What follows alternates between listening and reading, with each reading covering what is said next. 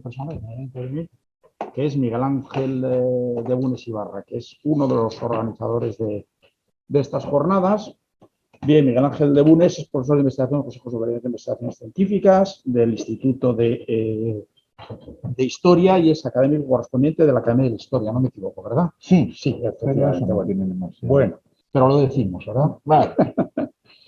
Él es un especialista en estudios del norte de África en el Mediterráneo, ya desde su tesis doctoral. Y bueno, una cosa que a mí especialmente me gusta de su producción científica es que además edita textos de la época, por ejemplo, el de Diego de Galán, pues vecino de Consuegra, no, perdón, natural de Consuegra y vecino de Toledo, efectivamente, y luego ha hecho la edición últimamente del peso político de todo el mundo de Antonio Scherle, ¿no? Con introducción. Entonces, bueno, como filólogo, pues yo aprecio mucho eso, el que todo nos ponga a disposición con estudios históricos. Yo le conozco desde hace... No lo digas. Pues igual hace 40 años, no lo sé, Sí. cuando me hizo una reseña de mi tesis doctoral en la revista Eritella, Sí. y que yo le agradecí porque él me enseñaba algunas cosas, una en concreto, que recuerdo la utilización, claro, bebía de fuentes griegas y hablaba mucho aquello del yugo otomano, ¿no? Y él me dijo que estas, digamos, valoraciones, por así decirlo, históricas, ¿verdad? Y te pagas, ¿no? Claro, lógicamente me han dado algunas de esas cosas pues, de prescindir. Y desde entonces, pues hemos tenido un trato más o menos como el Guadiana, ¿no? Que aparece y desaparece, nos encontramos. Pero, muy bien. Cuando quieras, mi Ángel.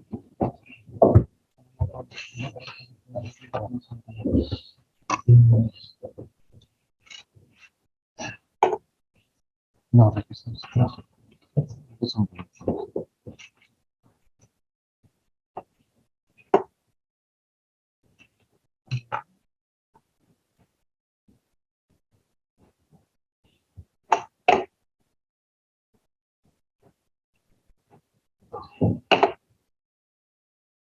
cuando quieras. Vale.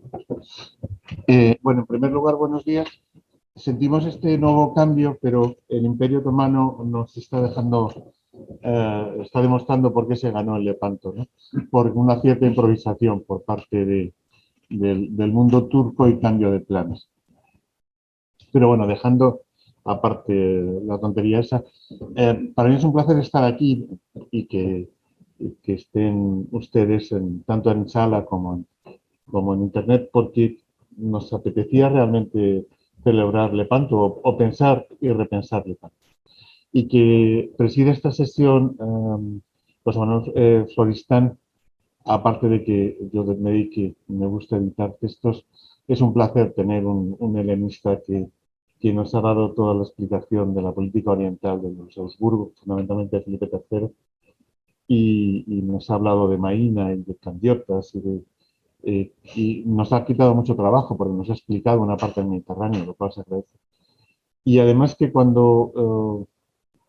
estudia filólogos del siglo XVI, nos da muchas lecciones de hacer historia, lo cual es muy agradable, ¿no?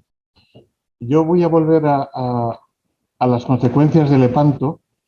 y voy a intentar hablar de las consecuencias de Lepanto a través de la intervención de la diplomacia de los Requesens en Lepanto. Y si me permiten, les explico lo de los Requesens y lo de Lepanto. Luis de Requesens había sido nombrado embajador de Felipe II ante la Santa Sede, no de Pío V, sino de su antecesor, de Pablo IV, en 1562. Es un hombre formado, es de la misma edad que Felipe II, es la efigie esta que tenemos aquí, es de una medalla que se subastó hace unos pocos años y que la han convertido en medalla porque no tenía para colgar. Entonces, en vez de hacerle un agujero, que es lo que se suele hacer, le han incrustado con plata una argolla. Y es el retrato más fehaciente que tenemos de él porque lo otro que tenemos son, que los enseñaré, son grabados de la época y cuadros reinventados en el siglo XVIII, siglo XIX y sobre todo en el siglo XX, reinventándose la figura de Luis de Requesens, por independencia de que hace la semana pasada la familia de los Requesens se quejaban de que en la empresa de Lepanto es del que nunca se habla y es el gran olvidado de la empresa más quejándose del olvido al mundo catalán del Lepanto, cuando acaba de salir una tesis doctoral hace un mes escaso sobre la figura de Requesens y la creación de los partidos políticos y militares dentro de la España de Felipe II en función de los grupos alineados con Requesens y que terminan, por ejemplo, en embajadores en el imperio como Guillem de Saint-Clement en la época de Rodolfo II. La figura de Requesens y Lepanto es realmente interesante porque conservamos, gracias a la correspondencia que escriben los Requesens, una auténtica historia de todo lo que ocurre en los años 60 y 70, no solamente en Roma, sino en Italia, porque, y lo explicaré más adelante, un tema que ya lo había estudiado Manuel Rivero, porque consiguen crear una estructura de poder en toda Italia que va a condicionar la política española en Italia en la década de los años 70, 60 y 70. Dado que, igual que generan unos núcleos de poder en relación a la nobleza catalana, van a generar unos núcleos de poder perfectamente establecidos a través de todos los diferentes virreyes de Italia, incluidos de los de Nápoles, por ejemplo, por la excelente relación con Perazón de Rivera, el duque de Alcázar. Pero que también lo explicaremos porque todo esto tiene que ver con las posiciones que se van a tomar en las negociaciones de Lepanto, tanto para la constitución de la Liga hasta noviembre de 1570, como las relaciones que continúan después de 1571, porque la Liga hasta el 74, que desaparece, hasta después de la conquista de Túnez, está perfectamente activa, con independencia de que desde el año 73 Venecia ha abandonado la Liga en un momento determinado. Yo traía un texto. ¿Papeles tienes en papel? Aquí. Pero bueno, puedo decir los textos sin leerlos. El problema que tenemos con los Requesens es que el mundo español de Felipe II no es precisamente ágrafo. Y el mundo de los Requesens y la familia Requesens y la gente que le rodea, por ejemplo, Gran Vela, etcétera, no es que no sean ágrafos, sino que son imposibles de controlar todo el gran volumen de documentación que hacen.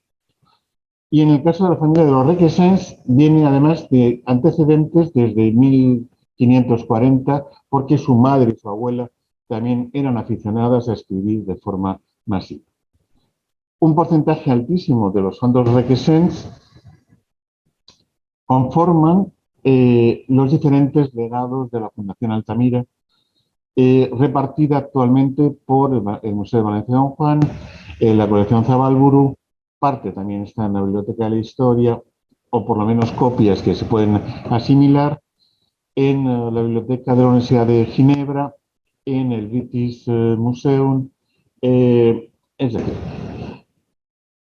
más luego toda la correspondencia que se encuentra en el colateral italiano, en el archivo de Estado, en la sección de guerra de Simancas, en la sección de Estado mal catalogada e imposible de analizar de forma lógica del Archivo Histórico Nacional, y podemos seguir. Por lo cual, leer a los Requesens es absolutamente imposible. En el caso concreto de Luis de Requesens, bueno, porque cuando estamos ya hablando de Requesens, estoy hablando de Requesens y de la otra, y de su hermano, Luis de Zúñiga y Requesens. O sea, Luis de Requesens y Zúñiga y Juan de Zúñiga y Requesens. Que es la correspondencia que conserva Luis de Requesens, que se conserva en una de sus casas matrices, que es el Palacio Menor de Barcelona, que se conserva en la Fundación Borja en el siglo XIX y que luego se traslada, o actualmente se traslada, al Archivo Nacional de Cataluña hace 10 años escaso, con la mala suerte de que acaban de cambiar todas las asignaturas, por lo cual 200 años de citaciones el Archivo Nacional se lo acaba de cargar creando una nueva clasificación, sin hacer referencia a la clasificación antigua. Esa documentación está relativamente estudiada, porque fue la documentación que se empleó, la del Palau Menor de Barcelona, en los trabajos que se hacen en el cuarto centenario del año 71 y sobre todo cuando está en el Archivo Borja de Barcelona, que aparte de esta colección tiene una de las grandes colecciones de manuscritos coptos de España, por un excelente, bueno, el archivero en ese caso de los jesuitas, que es Juan Marc, que hace una gran colección, una gran cantidad de textos editados en los años 40, además muy bien editados y una profusión. Es un archivo, por ejemplo, que la última tesis que hablábamos de la creación de los sistemas de poder a través de los requesens en Felipe II, se basa fundamentalmente en esta documentación porque recoge todos los aláteres y clientes que tienen y que van embarcándose continuadamente en Lepanto. Luis de Requesens ha cogido poder, aparte porque se ha formado y tiene la misma edad que Felipe II, cuando en 1568 Felipe II decide nombrarle lugarteniente de don Juan de Austria, cuando le nombra capitán general de la mar para formarle como elemento militar. Esto ocurre en 1568 y le da unos poderes a Requesens que se conservan en el Palau Menor, dos instrucciones, una oficial, que es la misma que le manda a don Juan, en la cual especifica que todas las decisiones que toma las tiene que tomar en función de él, y luego manda una instrucción privada, que también se conserva en el Palau, en la cual le dice que le tiene que, más o menos, ¿no? Están los textos en el papel, pero vamos, le viene a decir más o menos que le ate de corto y que tenga cuidado porque es demasiado joven, es demasiado vehemente, está un poco alocado, no tiene ni idea de la guerra y no se sabe gobernar. Por otra parte, además, es un nombramiento que tiene que ver con Marina, es decir, durante un año más o menos, don Juan con Requesens, antes de que se produzca la guerra de las Alpujarras, se dedican a hacer lo que hacen las armadas españolas en el Mediterráneo, que es controlar el Mediterráneo, es decir, recorrer toda la costa de Valencia, Cataluña, y navegar hasta los presidios del norte de África, fundamentalmente parando en Cartagena o Málaga, que son los grandes centros abastecedores, y llevando lo que se necesita fundamentalmente para la gran posesión en el norte de África hispana, que es el doble presidio de Orán Mazarquilla. Por lo cual, don Juan empieza a conocer la vida del Mediterráneo que se conoce. ¿Por qué se nombra a Luis de Requesens? Pues por una cosa que ya que está aquí Paco Fénix Izquierdo conoce perfectamente, porque Luis de Requesens, aunque es un noble catalán, es comandador mayor de la Orden de Santiago y por lo tanto forma parte, digo, la Orden de Calatrava, por lo tanto forma parte del Consejo de Estado y es un asesor directo de la propia monarquía. Y Luis de Requesens hace con la Orden lo que siempre se ha intentado hacer, que es armar galeras. Es decir, una orden que tiene su fundamento en la Castilla más profunda está armando dos galeras que tienen su sede en Barcelona. Y Felipe II le parece estupendo, aunque se empieza una discusión muy interesante sobre si las órdenes militares tienen que entrar en guerra contra el Mediterráneo haciendo para lo que han nacido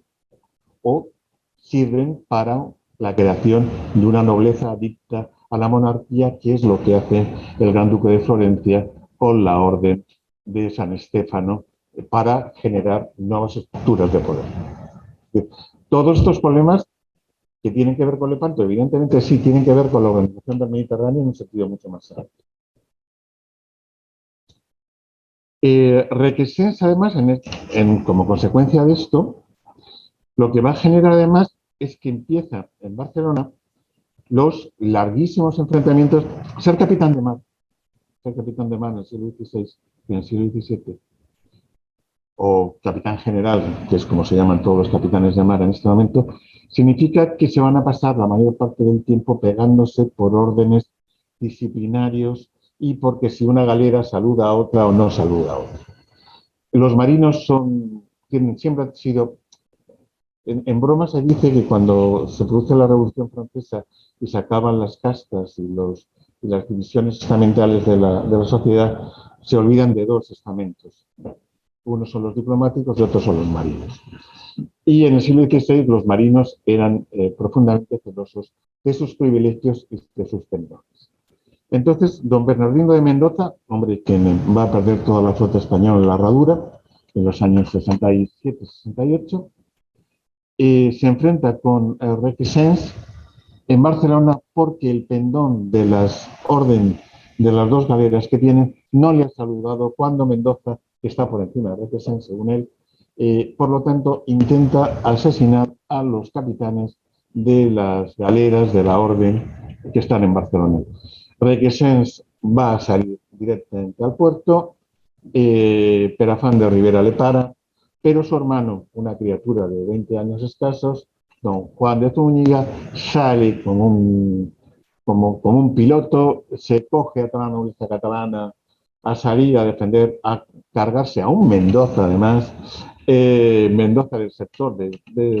no de Granada, sino del sector de Guadalajara, personaje inútil 100% en el mar, señal de que ni siquiera sabe dónde fondear una flota, por lo cual llega un viento y se cargan las 8 galeras, y al final terminan todos siendo amigos, y por recomendaciones incluso del propio Requesens, el duque de Alcalá, Perafán de Rivera, llegará a ser virrey de Nápoles, justo coincidiendo cuando Requesens está de embajador en Roma. No tiene nada que ver, pero lo que se produce es una conexión continua entre Roma y Nápoles, justo en la negociación del Tratado de la Vida. ¿Importa algo? Bastante. ¿Por qué? Porque el duque de Alcalá lo que hace es filtrar la información que llega desde Oriente hacia Requesens y en las negociaciones que se tiene directamente con Pío V, que se tiene información directa de los sistemas de espionaje que es el Mediterráneo que se han montado mayoritariamente desde Nápoles, aparte de coger la información que viene de Venecia y de los Balcanes. Los Requesens, por otra parte, van a actuar de forma absolutamente coordinada, porque cuando Felipe II nombra protector o ayo o lo que sea, o lugarteniente o espía o alcahueta de don Juan a Requesens, Requesens va a conseguir que se nombre como sustituto, siendo el embajador en Roma, como sustituto de la embajada o como embajador sustituto a su hermano Juan de Requesens. Por lo tanto, entre las miles de cartas que existe, son cartas en las que Luis y Juan y Luis se van contando historias y van tomando las decisiones que quieren de tomar. Y por otra parte, el otro embajador, los dos otros embajadores que están en Roma negociando la liga, tanto en el 69 como en el 70, como en el 71, como en el 72, como en el 73, es el cardenal Granvela. El cardenal Granvela es un personaje que cuando Requesens acompaña a Felipe II a los Países Bajos y cuando Requesens unos años antes está acompañando a Carlos V en uno de los viajes, le encarga que Granvela cuide, eduque y proteja a su hermano Juan de Zúñiga, cosa que va a hacer, por lo cual nos encontramos que la delegación española está formada por Juan de Zúñiga, Luis de Requesens, el cardenal Granvela y el cardenal Francisco de Pacheco, con el cual empiezan a no llevarse demasiado bien como consecuencia de que Pacheco va a apoyar la concesión por parte de Pío V del título de Gran Duque de Toscana a Cosme de Medici, título que es concedido por el Papa al florentino sin que tenga el acuerdo de Felipe II ni del emperador. Por lo cual, cuando don Juan de Austria, con la armada que sale de Barcelona, pasa delante de Florencia y de Pisa, que es donde estaban las galeras florentinas, cuando el puerto de Pisa aún se podía usar, porque por eso se construye el puerto de Livorno, los florentinos y los pisanos lo que tienen es miedo de que don Juan, en vez de ir a luchar contra el turco, entre en el puerto de Pisa y se cargue a todos los Medici, suponiendo que sean posibles de cargárselos, porque está asumiendo un poder que no pretende y que no ha sido concedido por Felipe II. Todo este tipo de cosas se olvidan cuando se habla de Letona, pero todo este tipo de cosas están actuando en la creación de este concepto de Letona. A los requesens, además, a Juan de Zúñiga en concreto, se le debe la idea de que Felipe II, de que don Juan de Austria sea estos son retratos de requesens, que son todos falsos, porque son todos del siglo XIX. Ese también, también es un retrato del siglo XIX. Estos son grabados del siglo XVI, retratos falsos también del siglo XVI, y objetivamente lo más parecido que tenemos a lo que era Requesens es la medalla. La medalla que él mismo la hace fundir cuando es nombrado gobernador virrey de Milán en 1572 y la va entregando de forma sistemática y tiene en un reverso la escena, que se ve mal, pero tiene en un reverso la escena de la batalla. Sin embargo, de Juan de Zúñiga, que es quizá de los personajes más importantes de toda la historia de Italia, no conservamos ningún retrato de la época y lo único que tenemos es este grabado, que es más o menos hecho por alguien que evidentemente no ha conocido al personaje de forma directa. El tema es que a Juan de Zúñiga, que en principio simplemente era el sustituto de su hermano, aunque luego se convierte ya en el embajador real, lo que se le debe, la idea de que don Juan sea el capitán general, se le debe a Felipe II, pero el problema de la capitanía general, aparte de los problemas que hay con Florencia para cómo se articulan los navíos florentinos dentro de la Liga, teniendo claro que los navíos de Florencia son los mejores y más poderosos y más grandes de todas las galeras que van quitando las reales y las reforzadas, pero son la escuadra más potente que se entra dentro de la Liga. Aparte el problema, por ejemplo, de bastimentos, de la compra de bastimentos por parte de venecianos y de papales y pontificios en Nápoles y Sicilia, que el gran problema que hay, ayer lo decía García Hernán, el gran problema que tiene esta flota, aunque sea más pequeña que la otomana, es que los abastecimientos son complicados y Lepanto ocurre en un año en que hay 2 años consecutivos de malísimas cosechas, sobre todo en el Adriático y sobre todo en las posesiones de Venecia. Y por otra parte, Venecia está intentando aprovecharse de la creación de la Liga para conseguir unas grandes cantidades de trigo para llevar a la propia República, para quitar el hambre que está ocurriendo, aprovechándose de la Liga para comprar cosas mucho más baratas, por lo cual Venecia está jugando a su juego tradicional. Y por otra parte, cuando se está negociando, Juan de Zúñiga y Luis de Requesens escriben continuamente cartas,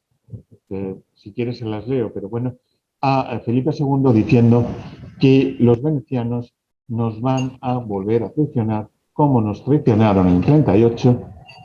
y que la forma de quitarse el problema es nombrar un capitán general de la Armada que sea, si en el 38 fue Andrea Doria, que fue la razón por la cual se rompió esa primera liga, que sea un capitán general absolutamente fiel al propio bando español, porque Venecia va a pactar con el turco en cualquier momento. Como dice Gennaro Barriale, la negociación de la aceptación de la Liga por parte de Venecia se produce cuando cae la ciudad de Famagusta. Hasta ese, o fundamentalmente, sobre todo Nicosia. Ellos han intentado firmar la paz antes del 70,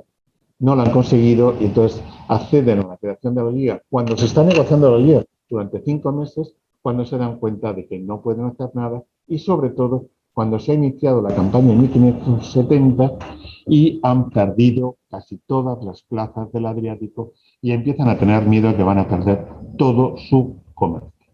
Por otra parte, no quieren entrar en la Liga, aunque la han pedido ellos, porque, y no se llama Andrea, sino que se llama Juana Andrea, pero tiene los mismos defectos de los genoveses tradicionales luchando por las armadas españolas, y un veneciano combatiendo nuevamente con un genovés después de Castelnuovo, o sea, después de la batalla de la Prevesa en 1538, es una cosa que para aceptarlo hay que tener bastantes tragaderas. Y nos encontramos que a Juan de Zúñiga se le ocurre la idea de que, aparte de nombrar a don Juan como capitán general de la Armada, nombre también a don Juan como capitán general de mar y tierra. Requesens al principio no lo veía, pero al final lo va a ver, y ya con esto termino para no pasarme, al final lo va a ver, este es Gran Vela, y esta es la medalla, las medallas que hace Gran Vela entregando el pendón de la batalla de Lepanto que le ha dado el Papa y que es entregado a don Juan cuando desembarca en Nápoles antes de llegar a Mesina. Y la de abajo no tiene que ver exactamente con Lepanto, pero tiene que ver con el buque de Eneas, por lo tal vuelve a recordar elementos marineros, por lo cual está recordando que Gran Vela ha estado fijándose en la batalla de Lepanto y desarrollando el poder marítimo de la monarquía. Pero bueno, no me interesa esto. Lo que me interesa es que lo que se genera es que durante toda la negociación de la Liga Santa, los requesens, junto a Gran Vela, que no al cardenal Pacheco, y sobre todo en el año 72, cuando la Liga se rompe como consecuencia de que este sector lo que va a apoyar es que se deje de combatir en Oriente y se combata donde se tiene que combatir, que es la conquista del norte de África y fundamentalmente, aparte de la ocupación de Túnez, la ocupación de Argel, que es lo que interesa a España, que es quien está pagando esto y quien está poniendo soldados. Es decir, Felipe II no es un ser filantrópico, no es un ser, ayer lo decía Mía Rodríguez Salgado, no es un ser, es monarca católico, pero no es monarca que se basa exclusivamente en el mundo católico, fundamentalmente lo que es el rey de España y el mantenimiento de la monarquía y por lo tanto lo que quiere es la defensa de sus estados, de Nápoles, de Sicilia, de Cerdeña y la desaparición del corso en el Mediterráneo occidental. Por ejemplo, Gran Vela, y le vemos esta información también a Llenado Barriale, escribe una carta a Felipe II diciendo que los napolitanos, en 1570, en noviembre de 1570, cuando es nombrado virrey a la muerte de Perafán de Rivera, los napolitanos no quieren ir a luchar a Oriente. Ellos piensan que van a luchar contra el norte de África y acabar con el corso argelino. Juan Jesús Bravo,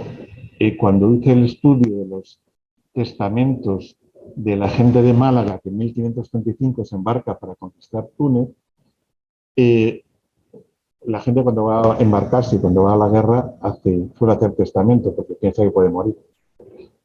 Y gracias a esos testamentos podemos conocer cuál es la mentalidad profunda de alguien que va a luchar por Dios, por su rey, pero que evidentemente tiene detrás familia. Y Jesús Bravo explicó que la gente que fue a conquistar en el 35 Túnez, lo que pensaban es que iban a hacer una empresa de corso. Y se estaban repartiendo y estaban legando en el testamento los beneficios que obtendrían por las actuaciones corsarias de la conquista de Túnez y sobre todo a ver si cogían alguna cosa de plata, de oro o unos cuantos cautivos y se vendían. Y en el fondo aquí se está pensando en lo mismo. Es decir, una cosa es lo que piensa el rey, una cosa es lo que piensa el papa y otra cosa es lo que piensa el señor que se embarca en una galera sabiendo que tienes unas posibilidades enormes de morir simplemente cayéndose al agua porque lleva un coselete y no va a poder nadar y se va a ir al fondo. Entonces, lo que va a ocurrir es que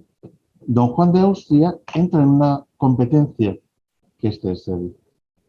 una de las medallas que hace don Juan hablando de la victoria sobre Lepanto. Esta es otra.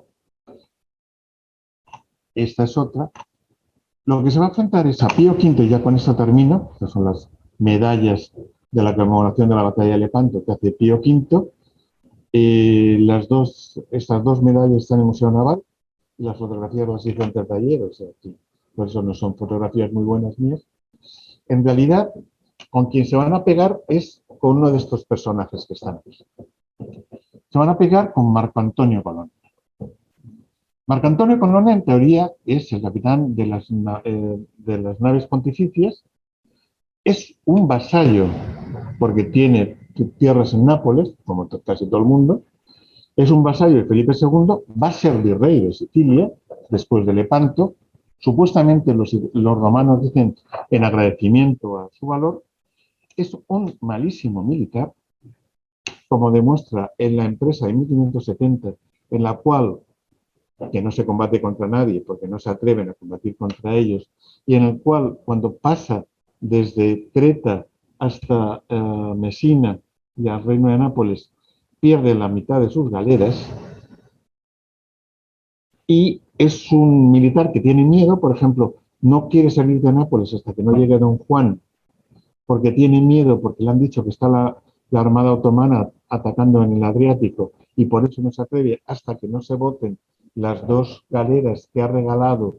Felipe II a la Orden de Malta, que también pierde todas sus galeras en la campaña de 1570, y los malteses van a navegar con galeras nuevas, cedidas y regaladas por Felipe II, que siempre se ha considerado como hijo de su padre, como protector de Malta. Galera capitana de la Orden de Malta, que es la gran victoria de Ulugh Ali en Lepanto, y que es llevada íntegramente y arrastrando todos los tendones gallardetes, entrando en el Saray Burnu de Estambul. Y entonces lo que se produce es una continua pelea entre los Zúñiga Requesens, Pío V, Felipe II, don Juan de Austria, intentando que Marco Antonio Colonna no sea nada en la Liga Santa. Los Requesens, aparte de odiarle, de pensar que es un idiota y de que es un cobarde, con opinión compartida por Granvela, que le hace la vida absolutamente imposible cuando está en Nápoles, le impide comprar bastimentos, le impide cambiar las cédulas de cambio que lleva, diciendo,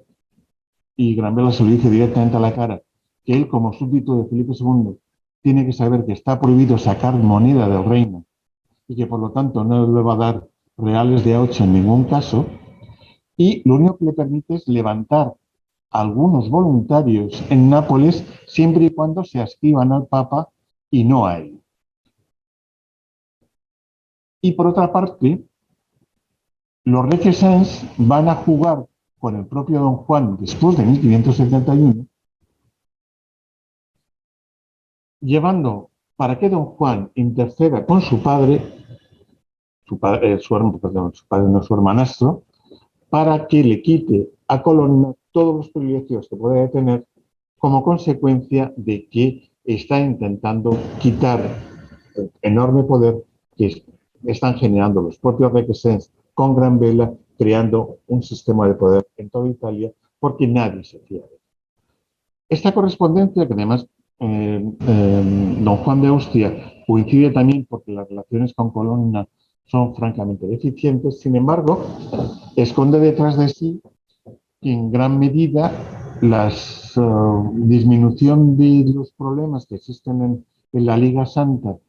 con los venecianos se solventan gracias a que Colonna, que es un hombre absolutamente acomodaticio, consigue convencer a los italianos, por ejemplo a Veniero, convencerle de que se vaya y que se entre Barbarino cuando manda matar a varios soldados que no son españoles, son lombardos, porque se sublevan los lombardos, aunque son tercios españoles, dado que son los tercios de Lombardía, pero lo que mata en las Meniero, los que manda a colgar, son siempre soldados italianos del norte, bajo los Habsburgo, por lo tanto son soldados de la monarquía de Felipe II. Y también se le olvida a don Juan de Austria que cuando entra en combate directamente con la sultana, o sea, la nave capitana de Luz Cali en Lepanto, la primera nave que le socorre es la de Colonna, porque Colonna, cuando se ha acercado a las naves en la batalla, no ha descargado la batería, los cañones, y la primera vez que descarga cañón es atacando a la sultana cuando don Juan, porque la sultana entra y ataca directamente a la Real. Por lo tanto, pero el bando español, en las descripciones que hace, dice que esto, quien le ayuda es Álvaro de Bazán, cuando en realidad el primero que le ayuda es Colonna. Pero eso se olvida. Por otra parte, además, Colonna está haciendo un juego muy sucio, ya con eso termino, y nos vamos a tomar el café. Está haciendo un juego muy sucio porque en la batalla de Lepanto, la gente que estuvo en Lepanto no vio nada, porque con el humo no se veía nada. Entonces, cada uno de los generales, capitanes, etcétera, va haciendo su descripción. La descripción, y eso lo escribe perfectamente Stefan Hans, la descripción que hace Colonna de la batalla de Lepanto es de las descripciones más torticeras que existen, y es mortal. Y demuestra que las 10 galeras del Papa lo hacen casi todo en Lepanto. Lepanto es una empresa nacional, pero es una empresa nacional de cada una de las naciones que intervienen en ella. Por lo tanto, la descripción de Lepanto no existe en sí mismo, sino que dependiendo del texto que leamos y quién lo escribe, vamos a tener una batalla romana, una batalla española, una batalla catalana. Hasta el propio Requesens, que en teoría yo lo debería defender, se pasa haciendo una descripción, ayudando y defendiendo a Cardona, que muere en la batalla, pero muere en la batalla porque comete errores manifiestos de cómo maneja su galera. Pero Requesens no puede aceptar que uno de sus acólitos, uno de sus miembros, sea criticado por otras relaciones españolas y por lo tanto le defiende. La correspondencia que hay entre Luis, Juan, don Juan, correspondencia privada que se conserva en el Palau y que no ha sido utilizada normalmente, aunque también se pueden encontrar algunos restos, como hizo Stefan Hans a través de la sección de Sicilia, que encontró una carta, es realmente sorprendente. ¿En qué termina esto? Eso termina, aparte de que van cogiendo fuerza el bando español en contra de los bandos venecianos, aunque en las capitulaciones del 70, quien gana en alguna medida, porque se lleva el gato al agua a luchar en el Adriático, es Venecia, aunque a partir del 71 ganará el bando español cuando se intente conquistar Túnez. Lo que ocurre es que Luis de Requesens se niega a entrar en Roma porque no quiere que se compare la entrada que se hace, de la cual habló ayer Stefan Hans, a Marco Antonio Colonna, y prefiere entrar de noche, en vez de desembarcar en Ostia o en Civitavecchia, va a desembarcar Luis de Requesens con todo su séquito en Terrachina, o sea, a bastantes más kilómetros, para no tocar ningún territorio que pertenezca a Colonna y para no tener que ser hospedado por Colonna. Y entra de noche y al día siguiente va a ver al Papa con tal de que no le traten como si fuera Colonna, porque él dice que no puede sufrir el deshonor de que un cobarde sea celebrado como un valiente, y él, Colonna, jamás ha sido un valiente porque no se ha mostrado como tal y porque no sabe negociar. Y va a mantener todo esto más en diferentes cartas que va mandando a todo el mundo, incluido el emperador. Por lo cual, el bando español lo que va generando es una publicística, y esta publicística que se genera a través de los Requesens Zúñiga Requesens, que se va a ir, y la versión española a la cual Colonna es el malo, bueno, el malo no, el no bueno, va a estar difundido por estos seis personajes, y esto se descubre a través de esa correspondencia privada pequeña que resulta muy interesante. Con esto ya termino y nos vamos a tomar el café, si nos lo permite. Muy bien, muchas gracias, Miguel Ángel, por estas